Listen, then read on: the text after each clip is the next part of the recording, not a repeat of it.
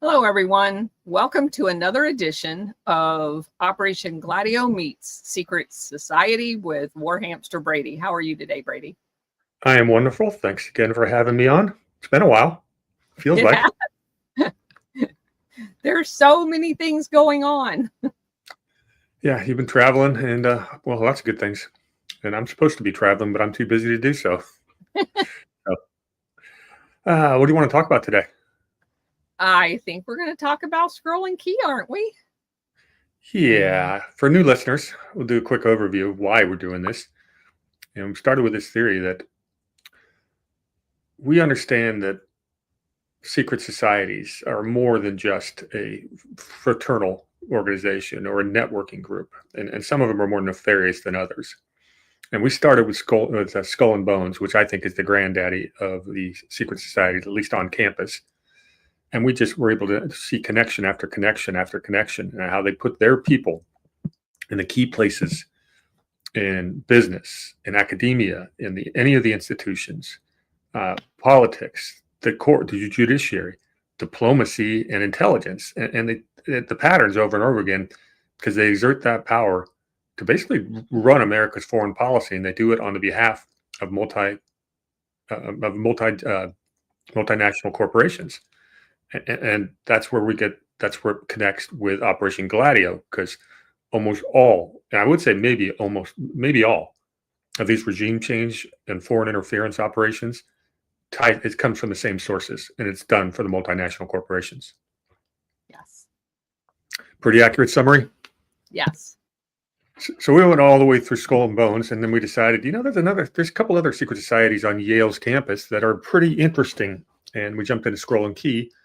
And the early days of Scroll and Key was really differentiated itself because their focus was on academic achievement. And you could see that for the first few decades, but as will happen with the elites, power often corrupts, and the Scroll and Keys people started interacting with our Skull and Bones people, and the same blue blood families have the same, they all come from the same grooming high schools, boarding schools, and then they go to the same Ivy League schools and join the same secret societies. And it's gotten to the point where you can't really tell that much of a difference in the 20th century between Scroll and Key and Skull and Bones. I think I still find Skull and Bones to be the more nefarious, and especially when it comes to intelligence. But we're going to see some real beauties today. So they're going to do their job. So with no further ado, shall we jump in? Absolutely. I'll share my screen.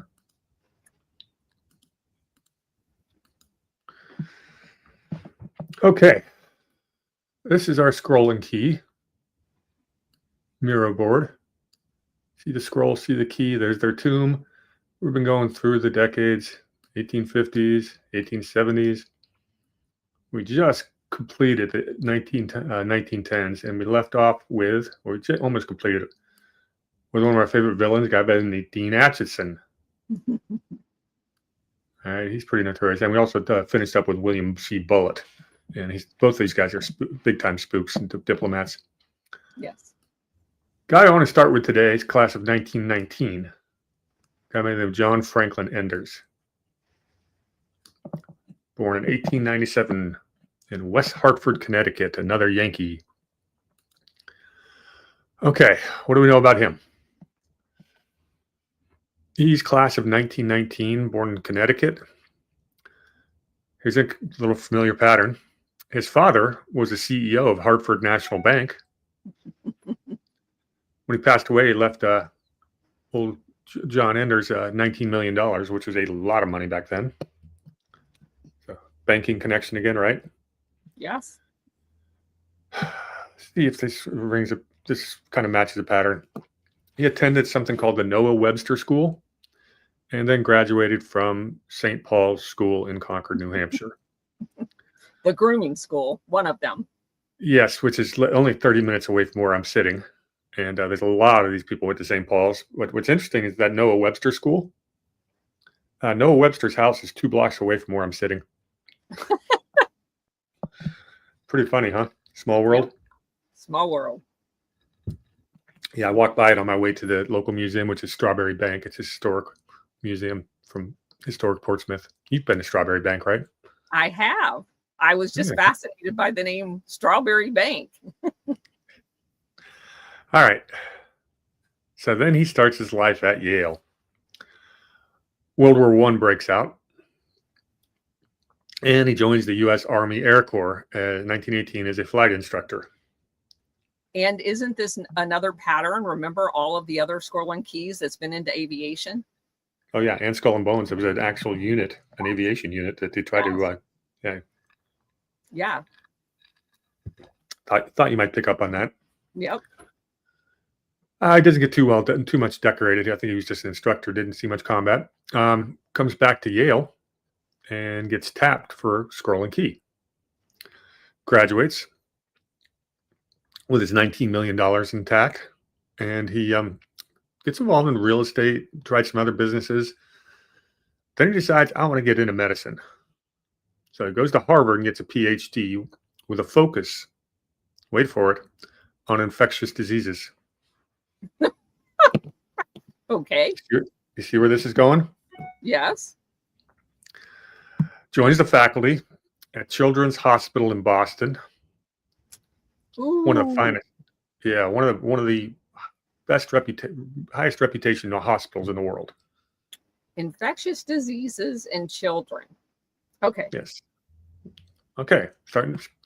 All right. You picking up what I'm putting down? Yeah. He becomes known as the father of modern vaccines. Holy shit. That's this guy.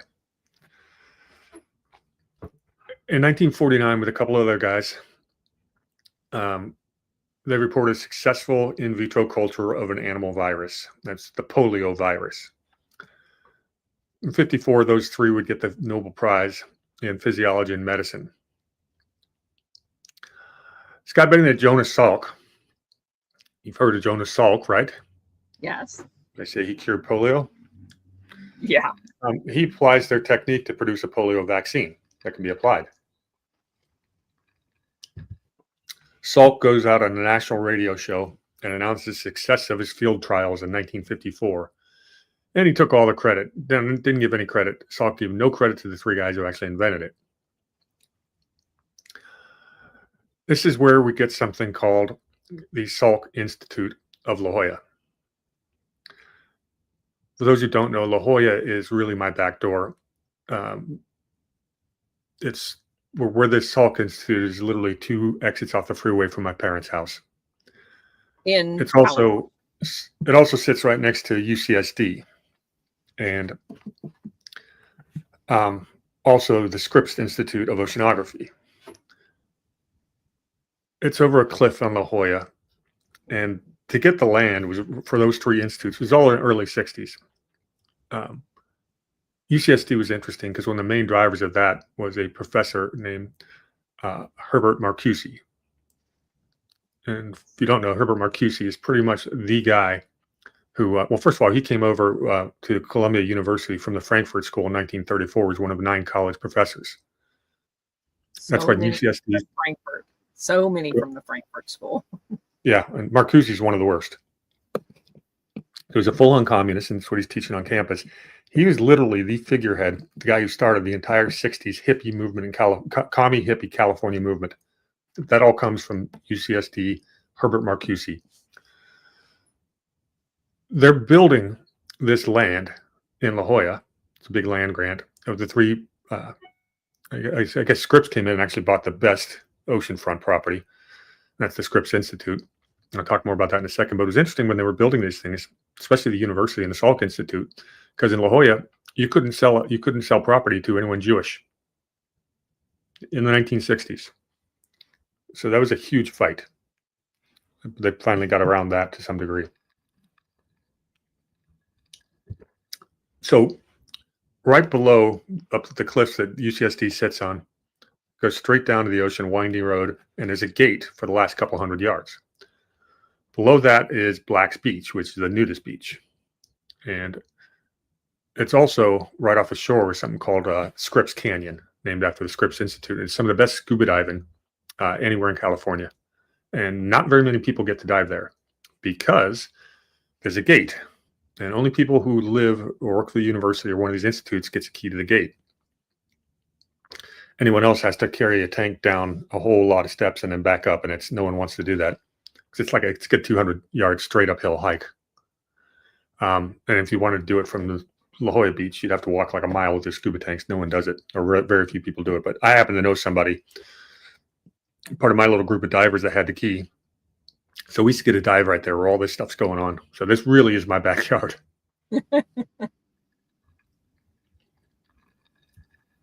All right. The Salk Institute. It's funded by, originally, the March of Dimes. And that's something we need to look into, March of Dimes. They've got an interesting shade. I didn't get a chance to go deep into them yet. They're also funded by the NIH, the National Institute of Health. Yeah, that's Tony Fauci's NIH. And of course, the government of California was paying for it. You got some private organizations funding the Salk Institute. There's a Paris-based company called Ipsen. There's a Howard Hughes Medical Institute, and there's something called the White, W-A-I-T-T Family Foundation. I don't think there's anything nefarious about them. Well, Howard Hughes there is. He's tied to the CIA at the hip. Yeah, okay. There you go. I'd like I said, the institution itself does not appear. I didn't find it in any of the usual places. Yeah, I've done a lot of research into Howard Hughes, and he is in bed with the CIA. Or big shocker. Yeah. Real quick, did the polio vaccine really work? Not really. When it came out, polio was already in really sharp decline because of things called sanitation and hygiene. We learn more about nutrition and gut health. A lot of scientists are going to say chlorinated water also helped help stop the spread of polio. But the real big one, and this is interesting, for years, they would treat polio patients with what's called the iron lung. Yeah. And this was a problem. Polio causes paralysis. And what they thought they'd do is they put you in an iron lung and use pressure to help you breathe. But it actually did everything wrong. There is a Australian nun or nurse named Elizabeth Kenny, also known as Sister Kenny. She tried something dramatically different. Instead of immobilizing patients, she promoted movement. She'd use hot compresses to relieve muscle spasms and pain. She encourages exercise and therapy to rebuild strength. Thousands of polio victims started recovering movement and avoided lifelong disability. And she gets ridiculed by the medical establishment before her methods are finally accepted. Where have we seen that happen over and over again? Remdesivir, COVID. Put them in a basically state of immobilization, lock them in a room when the exact opposite will cure them. I don't know. I'm just pulling that off the top of my head. Yeah, kind of figured you might see that. Put them on a ventilator. And who controls, who really created our modern medical system and runs all the schools? Rockefeller. Uh-huh. Little connection there. A little bit. All right. So those people who say that the polio vaccine didn't really cure polio, they've got a good argument. Yes. You're going to love this. In 2017, the Salk Institute trustees elected a new chairman of the board, a guy by the name of Daniel C. Lewis. Have you heard of him? No, not that I know of. Well, his former job was as the president of Booz Allen Hamilton. Okay, CIA. Explain who Booz Allen Hamilton is and why would... Go ahead. Well, Booz Allen Hamilton, a lot of my friends went to work for them, not realizing how nefarious they actually are. They're one of the biggest. I mean, they're the Halliburton equivalent. They're the Rand equivalent. They are, I don't even know what the percentage is, but it's a high percentage. The last time I looked, of all of their funding comes from the U.S. government. And they are contracted routinely by the Department of Defense, the CIA, and the State Department. They are the world's second biggest military contractor. This guy's the president, or this new guy. So you got a guy who worked in the Defense and Intelligence Agency in 2017, becomes the head of one of the country's biggest infectious diseases research centers. Right before COVID. Bingo. That's a mic drop to me. Yes. Okay, back to our friend John Enders. He got ticked off at Salk for not getting credit. So in 54, him and a guy by the name of Thomas Peebles, they isolated something called measles virus. And he'd always been disappointed by Salk's technique for polio vaccine, so he developed himself the measles vaccine. In 1960, he begins trials on the measles vaccine on 1,500 mentally retarded children in New York City and 4,000 children in Nigeria. A little problematic there. Little. I mean, the ethics are just off the charts. And that's at the time, just to remind the audience, for those of you who are not alive, when they institutionalized mentally retarded children. So these are like captive audiences. The same was true in Nigeria, because they were basically feeding off the U.S. government, quote unquote, aid. So they basically owned the government over there. 1963, the measles vaccine is rolled out by a couple of companies we know and love, Pfizer and Merck. Both companies have ties to the Rockefellers. Yep. We're going to do foundations here in a couple of weeks, and we'll be starting pretty early on with the Rockefeller Foundation. We'll get to the Gates Foundation. But all these foundations sure have an awful lot of interest in vaccinations. Yes. They also have a long history of being proponents of population control. I think that's just a coincidence. I don't know. I'm going to say no.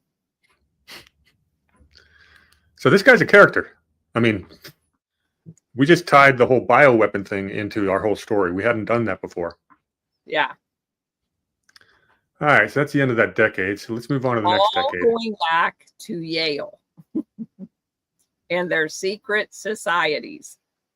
Uh-huh.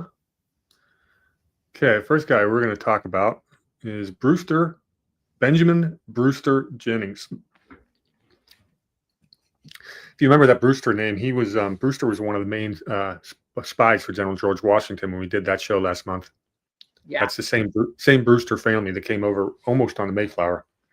Oh, that's interesting. So this guy is old money. Class of 1920, born 1898 in New York City. His father was Oliver Gold Jennings. Ooh. If that sounds familiar, it's because we detailed him in Skull and Bones, because he was a bonesman. And he also was the one behind the Standard Oil, right? Say again? Yeah. I'll just give the overview on him. Yeah. Friendly reminder, though, the Gould School of Law, I believe Boasberg went to there temporarily.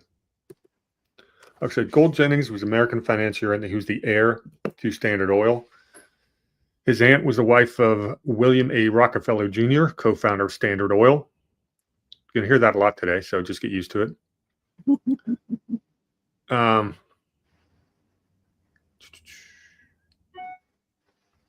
What about Oliver Gould Jennings? He served on the boards of Bethlehem Steel, U.S. U.S. Industrial Alcohol Company, pharma distributor McKesson and Robbins, Kingsport Press Natural Fuel Gas. That's kind of remember this, all those connections there. Yeah. So basically, he's one of the international syndicate. Yeah, and of course, his sister Emma Brewster Jennings was the wife of Hugh Dudley Auchincloss. Yeah. Of course. So that's the family this guy comes from. So why do we care about Benjamin? Or they actually went by B.B. Jennings. His paternal grandfather was a guy by the name of Oliver Burr Jennings, and his maternal grandfather, Benjamin Brewster, were involved with John Davis Rockefeller and were partners in Standard Oil. Yep. So he's descended from two of Rockefeller's officers. Think he's connected?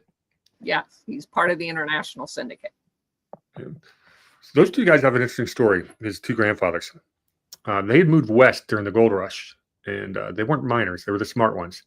They they created a dry goods company, basically supplying all the mining camps, and they made a fortune outfitting prospectors.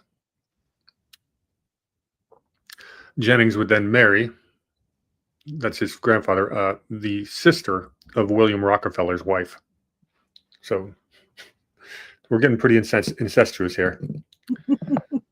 Skinny tree. Yeah. I like that expression.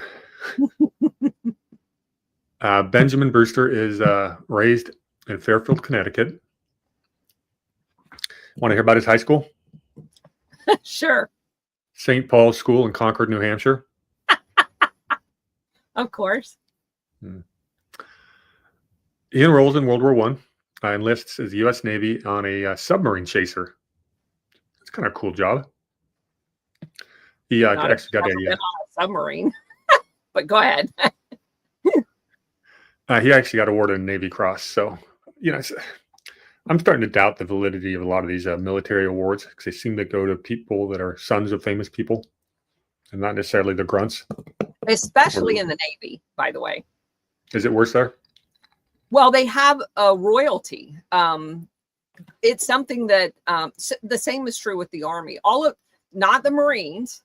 You really had to earn your stripes in the Marine Corps, but there's dynasties of generational corruption in the Army. But even setting the Army aside, I've never seen it more so than the Navy. Oh, yeah, everybody knows who's related to who in the Navy. And they get all their little salads on their shoulder, on their chest. Yes. Metal salad. All right. After graduation, comes back, finishes school, takes a job as a clerk in the Marine Division of what's called SOCONY, and that stands for Standard Oil Company of New York. So they had broken up Standard Oil into about 5 different companies. It's not really a breakup.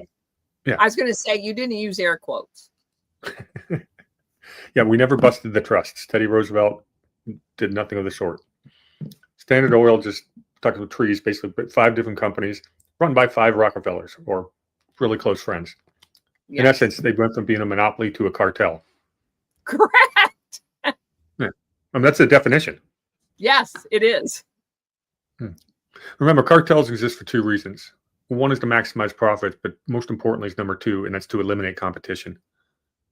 And the best way they do that is through regulatory capture, and the politicians pass laws that they can work through because they're already established. They got lawyers, and other companies, new people, entrants to the field can't deal with the regulation. And I would firmly commit to or submit to you that the reason that cartel fits on that as far as that label is because drug cartels are the exact same thing. They have a letter of marque called the law. Drug cartels operate like pirates used to. They're the exact same thing. Yeah, it's a very old business model. Goes back to the British East India Company. Yeah.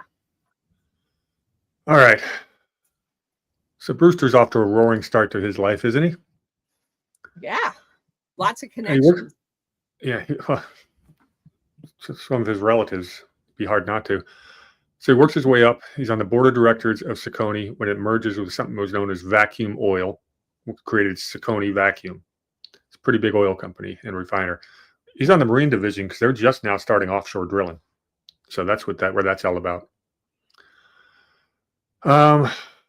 World War II, he leaves the company for a while to become the assistant director of tanker operations in the U.S. Maritime Commission.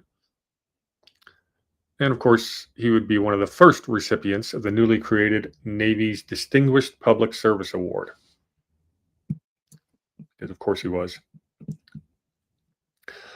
After the war, he comes back to the company In 1955, the company changed its name to what's called Saucony Mobil. And in 66, it would become what is now known as Mobil Oil Company. This guy sat on a lot of boards. That's about all there is to him. But I mean, there's more. But his bio doesn't jump off the page. He just lived a very wealthy, influential life. But you can see where there might be some connections. Yeah. Anybody involved in the oil industry understands that they are very closely tied. Anybody's drilling overseas, there's a military connection. I'm sorry, intelligence connection. And also, I recognize, I'm just looking at his bio, that he was associated as a trustee with Avalon Foundation. And since we're going to cover foundations, that's a derivative of the Mellon Foundation of the Carnegie Mellon Empire. Nice catch. I didn't get that one. We'll get there. Yeah. Let's skip to our next guy. Okay. Seymour Knox II.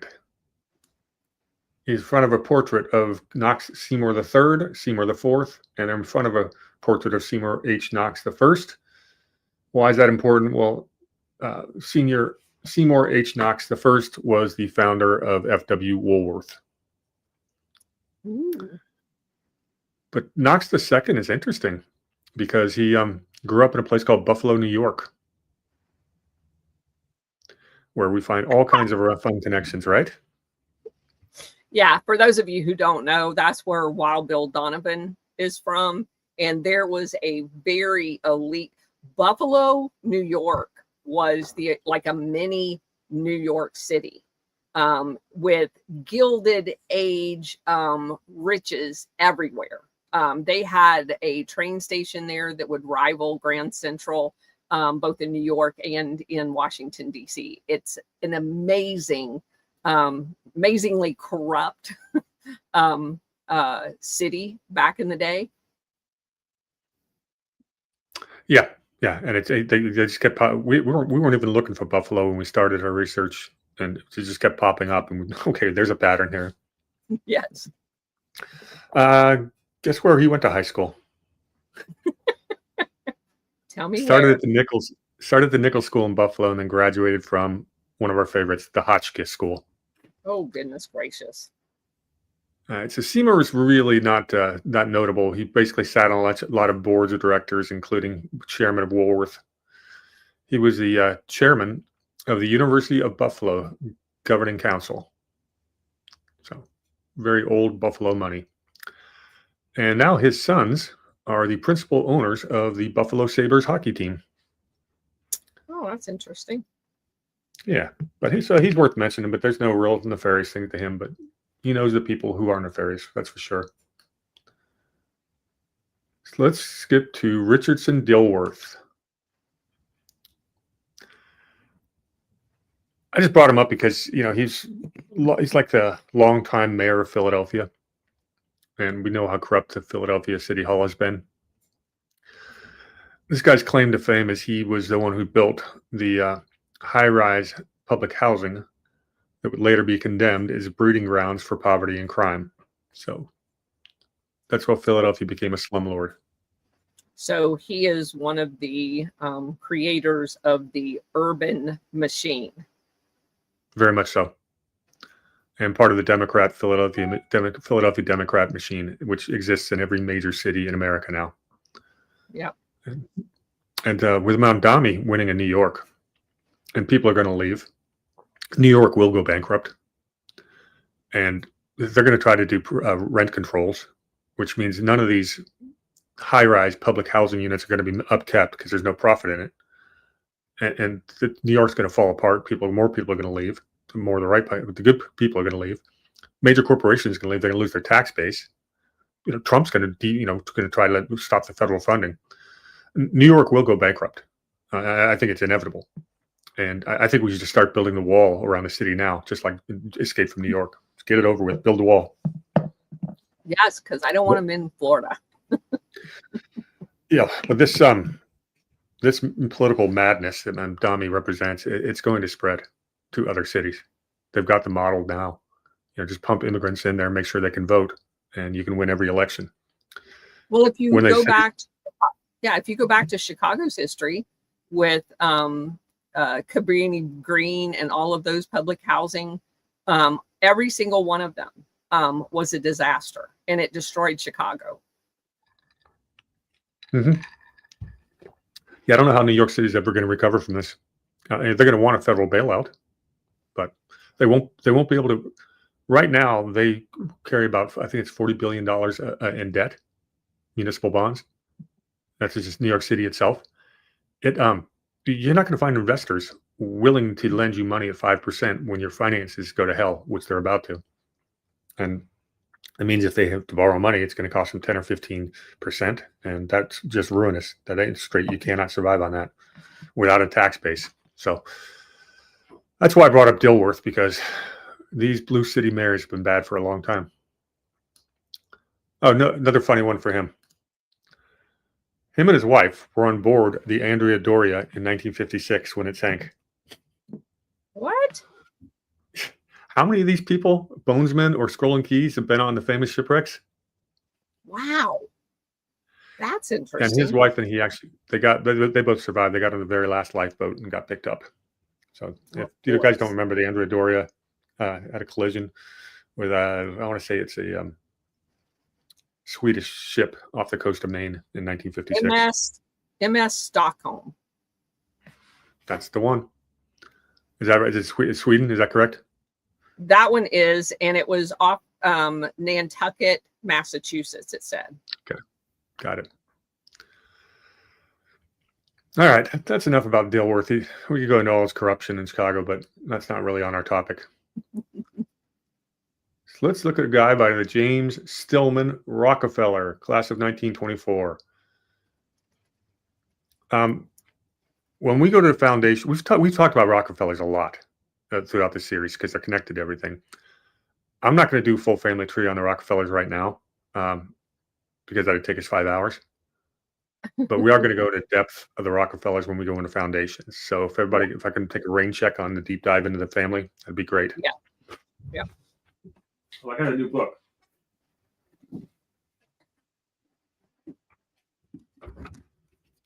Rockefeller, Controlling the Game by Jacob Nordengard, who is a European guy who's done amazing research on the Rockefeller Foundation from day one. And I will have this book read by the time we get to that episode. So that'll be a really good source. All right. Let's talk about James Stillman a little bit, though, because he's a pretty neat guy. Born in 1902 in Manhattan. His father was William Goodsell Rockefeller. His maternal grandfather was a guy by the name of James Stillman. Is that familiar? Yeah. Stillman, we need to talk about. He was the chairman of, at the time called National City Bank. It's now Citicorp. By 1894, National City Bank was the largest American bank. They're the first to open foreign branches. In 1902, they were able to send money to almost any city in the world within 24 hours. They were the first real international bank that could do that. For those who don't know, Citibank's been bailed out by the government like 6 or 7 times because of their political connections. The most recent time they got bailed out was during the 2009 financial crisis. Yep. I was working at Citibank at the time. Citibank stock got split on a 1-for-10 split, which means they went from $50 a share to $5 a share, and all of my stock options were at about $45 per share, so they all expired worthless. So thank you very much, Citibank. Cost me a lot of money. So I'm not a Citibank fan. International banking thing is interesting because, obviously people, I don't know if everybody knows this, but they own Banamex, which is Mexico's largest bank. Who makes most of the money in Mexico these days? Besides the cartels? No, the cartels. How do you think they launder their money? Through banks? Through Banamex. And then they get it to America. Yeah, because Citibank's in the middle of a lot of that. Yep. And this guy, James Stillman, who James Stillman Rockefeller is named after, was basically the pioneer of that. But it gets better. So he's got alliances with some people the Rockefellers, Kuhn Loeb, Edward Henry Harriman, Jacob Schiff. There's all his business partners. Between that group of people, they controlled almost all of the railroads by Texas. Okay. And that's an important data point because Stillman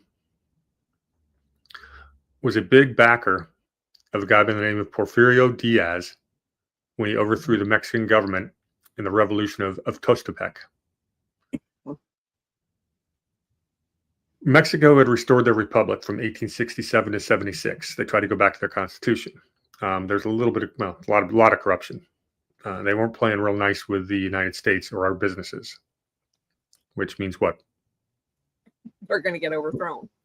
Yes, and this is how it was done. And Stillman was a financer. Well, Diaz would get installed and would spend the next 35 years as the dictator of Mexico as Mexico's became modernized.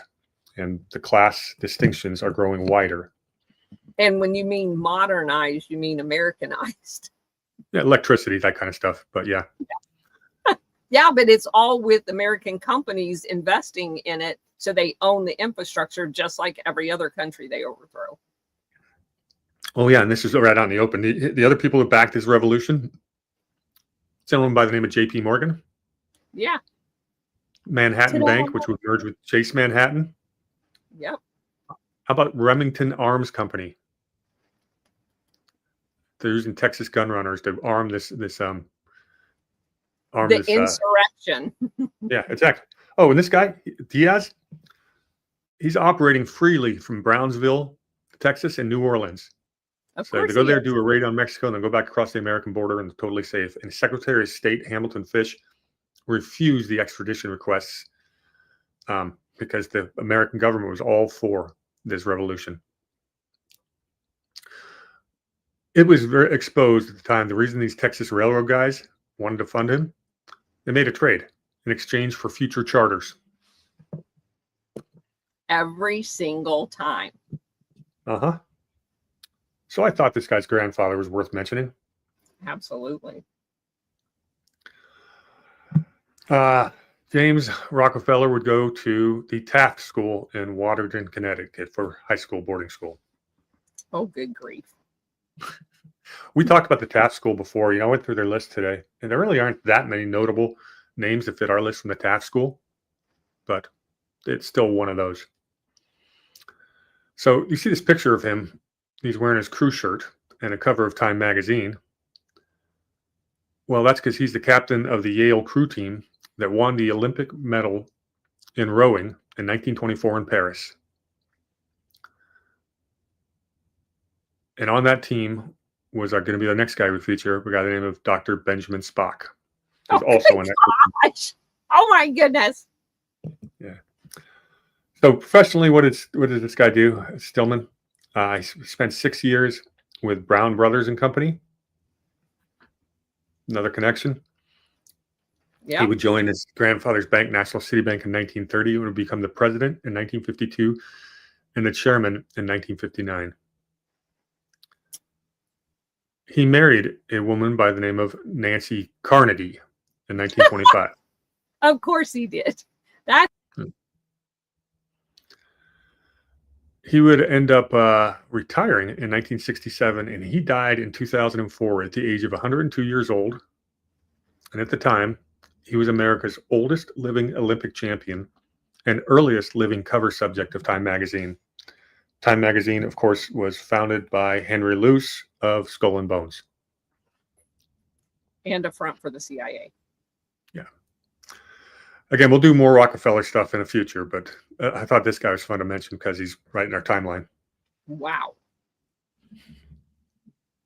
Told you today'd be a fun day. And it does say that he was in the airborne group in World War II as well. Okay. All right, let's get to our next guy. Dr. Benjamin Spock. Cool. Known as Dr. Spock. He's not a Vulcan. Born in 1903 in New Haven, Connecticut, his father was the general counsel for the New Haven Railroad, because of course he was. Yes. You notice how all these people that run our country and our foundations have so many railroad ties and Yes. banking? Remember how I keep talking about how the Republican Party in 1860, the number one platform on their election plank was federally funded internal improvements? Yep. That's code word for tax dollars to give you land grants and to finance your railroads as you build west. And that's how the robber barons made more money than God. It was on the back of the taxpayer. And that's exactly who these people are. They're the railroad and banking robber barons. Yep. They were the sponsors of the Republican Party, and they got 40 years of single party rule, and they took advantage of it. They've been running our world ever since. All right. So back to Dr. Spock. Well, he went to high school at a place called the Phillips Andover Academy. Because of course he did. Every single one of these guys went to a grooming school. Every single one of them. Mm-hmm. Spock then goes to Yale Medicine for 2 years, and then he switches to Columbia. Becomes a world-renowned pediatrician. And his famous book was Baby and Child Care. Written in 1946. It's sold over 50 million copies by the time of his death in 98. And totally destroyed parenting. We're going to get to that. I agree with you. He's the first pediatrician to study psychoanalysis, because your children need to be psychoanalyzed. A lot of people criticized his research because he relied on a lot of anecdotal evidence rather than real serious academic research. Right. But he got his book out there. He was propagandizing us. Yeah, he's the guy who led generations of parents to become, and this is a quote, more flexible and affectionate with their children. He propagated permissiveness and an expectation of an instant gratification. We talk about these kids, these participation trophy kids. Yeah. That all comes from Dr. Benjamin Spock. I mean, just destroyed parenting, wouldn't you say?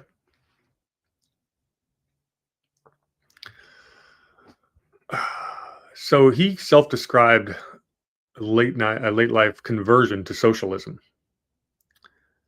He's an activist in New York. I'm sorry, in something called the New Left. That was a big group in the 60s. He's in part of the anti-Vietnam War movements in the 60s and 70s. He actually ran for president of the United States as the People's Party nominee in 1972.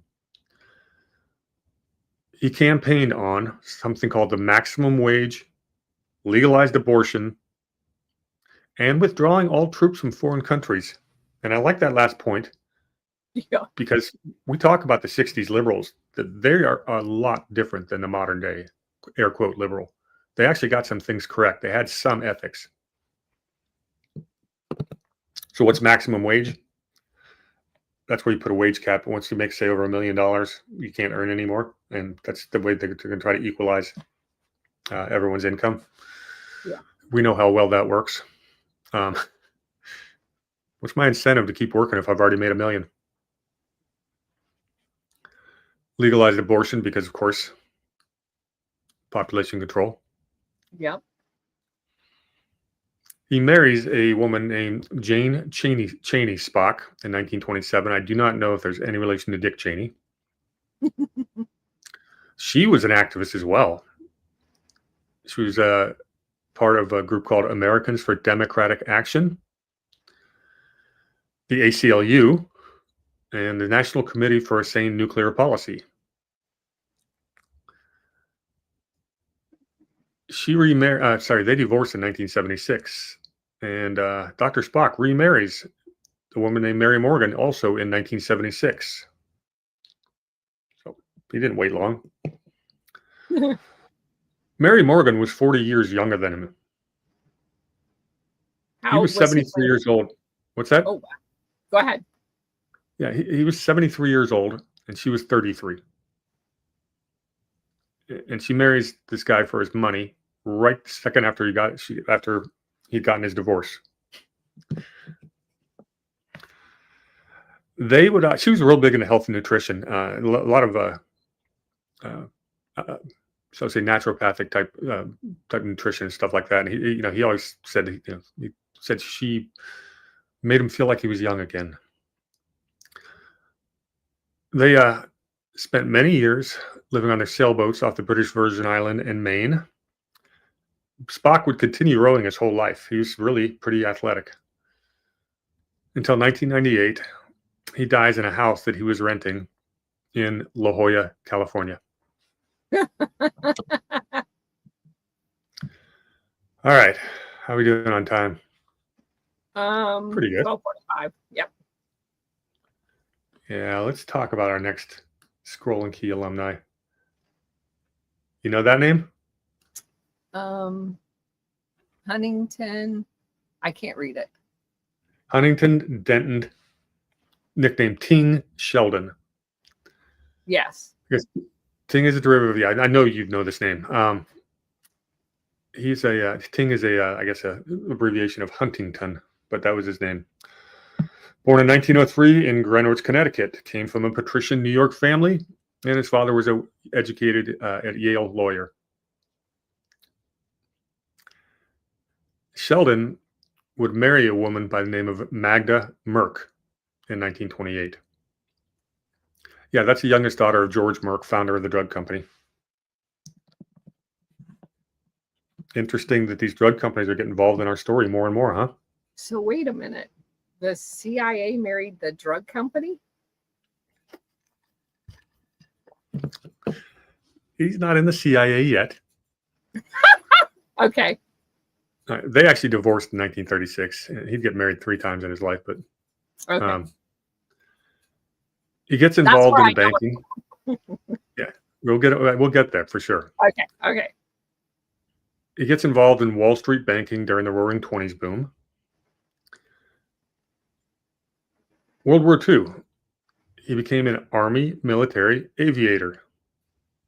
Because of course he did. Yep. But he served 4 years in the European theater as an intelligence staff officer. So do those two facts contradict themselves or no? No, because go ahead. Go speak, please. I won't elaborate on that. Well, every element, like if you're in the air component, you're still going to have your intelligence capability.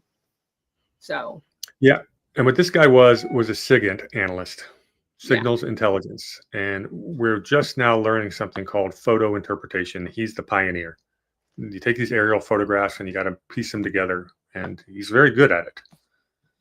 In fact, he's so good at it that they bring him over to the CIA in 1951, and he immediately becomes something called the director of something called the Office of Current Intelligence. That's the OCI. He built it. So just so that you guys know, during World War II, how critical this was for the international syndicate is they used these photographs to do BDA, bomb damage assessments. And of course, we know they selectively selected their targets so that they didn't actually bomb partnerships that the Western, the Allies had investments in. So this guy would have been a critical piece of how close you could bomb something and not actually do damage to it. And he's the guy that's giving them the current intel as to the feedback loop on the bomb damage assessment. And that's the same thing that he did for the CIA, was doing, and this is at the same time they're trying to create the U2 program, which is a follow-on to the reconnaissance aspect of being able to assess current environment via photography. Yeah, absolutely. And I was going to mention that exact same thing with the U2s. That's a big part of what he did. Yeah. He would be the director of the OCI until 1961, so 10 years. He became just a cornerstone of CIA operations, this intelligence OCI is coming up with. he was responsible for producing time-sensitive reports on global crises. And during his stewardship, what was going on in geopolitically? You had the Korean War, the U-2 spy plane inception, Sputniks in '56. We had to get information on that. Cuban Missile Crisis buildup. During the Cuban Missile, Sheldon is. Oh, yeah. Yeah. Yeah, that's when he is basically running the department that gathers the intel. Yes. The part of the CIA that was actually legitimate in the National Security Act of 1947 before they decided to give them the ability to do covert operations as well. One of his other big things was he was always emphasizing these one-page daily digests of the threats, and his work for that was indispensable to our leadership. There's a guy by the name of Richard Lehman. Yeah, the same Lehman family. That was his number two. And he basically had Lehman create what's called the President's Intelligence Checklist, which is the precursor to the PDB, the Presidential Daily Briefs, which we're going to be hearing a lot more about in the news, I think, next year. You know why? Why? Because we now have documented evidence that Obama told the intelligence community to change their PDB because it said that Russia did not interfere with the 2016 election. He told him to go back and change it. And that's where Brennan came back and forced the Steele dossier into the intelligence. So they had a PDB that said one thing, and they wouldn't give it to presidential nominee, President-elect Donald Trump. Had they done that? Had they not done this? An awful lot of, Trump's first term would have been different. Correct.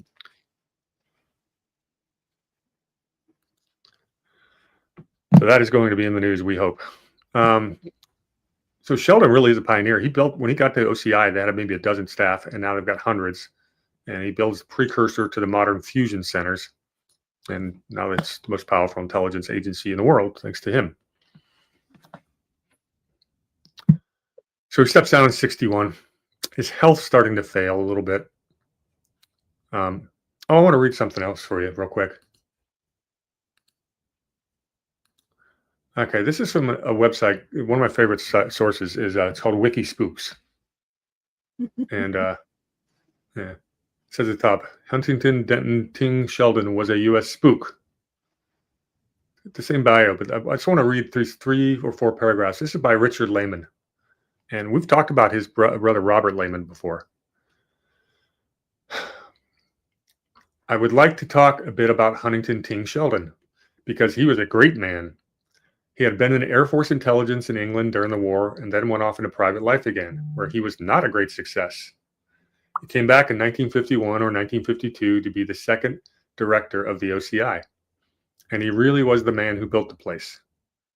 He built an empire while he was at it, because OCI had its own security, its own courier service, its own print shop, and a lot of other things that were all justified by the fact that communications intelligence needed special handling. That's your national security excuse right there. And so he really had a self-contained operation. What could possibly go wrong, Colonel? Everything. This enabled him over the few years after that to build a powerful organization, and he was completely ruthless in how he did it. People he didn't like were brushed aside one way or another, so that he built a core of people who were basically what he wanted for his shop, which were versatile generalists. He didn't mind having people around who were specialists, but his interests were in the generalists, because in his mind, they were a core of people who could do anything. Knight McMahon, his deputy, tried to sort of cushion him because he was not the easiest man in the world. It was a good combination. This is all under the watch of Alan Dulles, of course. Right. It was a good combination, and the office found its soul during those years. The thing about it was, if anything happened, people always showed up. They were committed to their jobs and could be counted on in the middle of the night to come in and do whatever was required. At the same time, they bitched all the time. It was built in, but while bitching, they were there. Just to finish Sheldon's story, when Ray Klein took over the Directorate of Intelligence, DI, in early 1962, right after Dulles left, he wanted OCI to be under his control. And he booted Sheldon aside, or pushed Sheldon aside, I should say. But Ting stayed on for several years as the agency's signals intelligence officer, and also as the agency's officer for overhead stuff, and chairman of the Watch Committee. You been over the Watch Committee at all? No, not in any depth. Amazing amount of overlap with the Council of Foreign Relations. Yes. Then finally he retired and went downhill fairly fast. He lost his eyesight and all kinds of things. And I'll leave it there. So the Watch Committee, in my definition, would be kind of like an ops center for the CFR. Yeah, just compartmentalized. Yeah. So he's a pretty darn important figure that ought to be a household name. And I guess he'd love with the CIA where they are on spying now. His third marriage is to an author named Alice B. Sheldon. She was a renowned science fiction author who wrote under the pseudonym James Tipton Jr. Apparently women authors wouldn't sell very well in sci-fi. They actually met when she was briefly working for the CIA in photo interpretation. So she worked for him. Yeah. They're found dead in 1987 with a murder-suicide. And she shot him and then shot herself. And they went into her writings, and apparently there was a murder pact, suicide pact, or whatever you want to call that. But that was the end of Mr. I forgot his name all of a sudden. We're just talking about him. Mr. Denton Ting Sheldon. That's all I've got for today. We have a few more fun ones coming up next week, and I think that we can probably wrap up Scroll and Key. No promises, though. So you want to sum everything up? Is the Colonel frozen? She might be. Well, I will give a quick summary of what we talked about today. More and more connections, all tied to intelligence, a lot of it tied to the biotech world, infectious diseases. We've got a guy, from intelligence now running the Salk Institute. And we're all starting to get, a bunch of more news coming out about Fauci. Welcome back. Yeah, my Starlink's messed up because it's very I just gave a brief summary. It's funny I didn't mention is Dr. Robert Redford. Is Redford? Yeah, was on the War Room today, and he said some interesting things. One thing I didn't like is he said Dr. Deborah Birx was a good and honest. I never liked her, but that story hasn't come out yet. Nothing Redford said. He confirmed absolutely, without a doubt, that he can prove that there is both such a thing as long COVID and the vax injury, and that spike protein really does get to you. But I think it's important. I mean, you've got the connection right when I brought that up. That you get an ex-spook comes over to run a infectious disease lab. To me, that was the big mic drop moment of the day. Yes, I agree. But it's still the same story and over again. Same families, same grooming schools. They get themselves into the positions of influence. They enrich themselves and conduct foreign policy on behalf of multinational corporations, and they keep it all inside the family. Yeah, I'm surprised all the intermarriages, they don't look like mutants by now. Well, they act like mutants. You start going through the etymology of that entire New World Order, global reset, depopulation. And part of it is you've got to become gods to replace God. And that's why they call that a satanic viewpoint. This is in writing. And when we get into foundations, we'll talk more about that. But yeah, they think they are something different than human.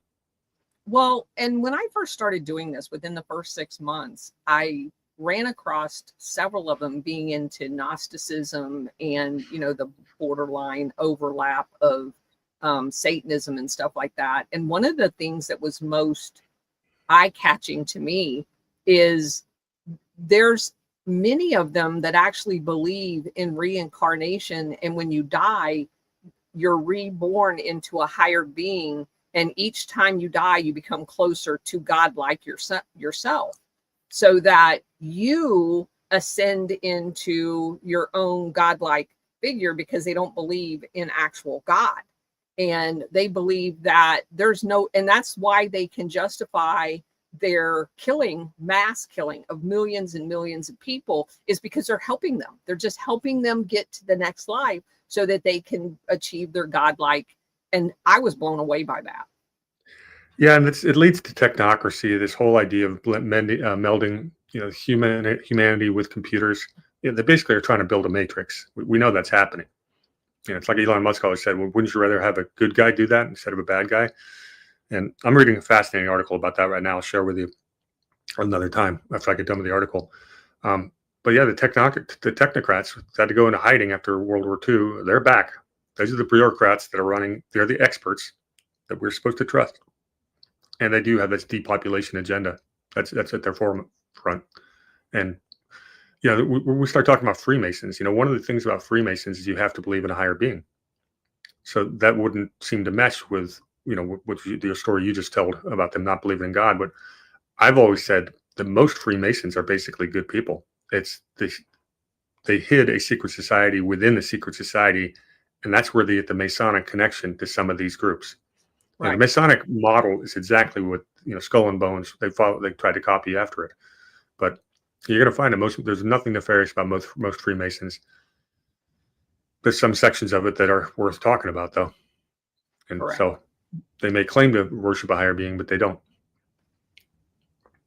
And it's also funny that most of these people started out as Puritans and definitely Protestant East Coast Seaboard stuff, generations back, and it looks like it started to change in the 1850s. We started getting the writings of people like Karl Marx came across, and it's funny how these Fabian ideas took hold over here.